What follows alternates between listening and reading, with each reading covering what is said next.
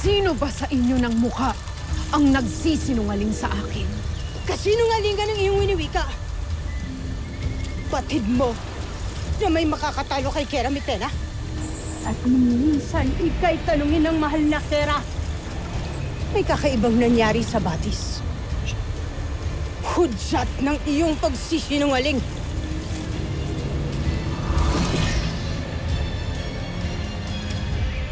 Tila ikaw ay natahimik, mukha.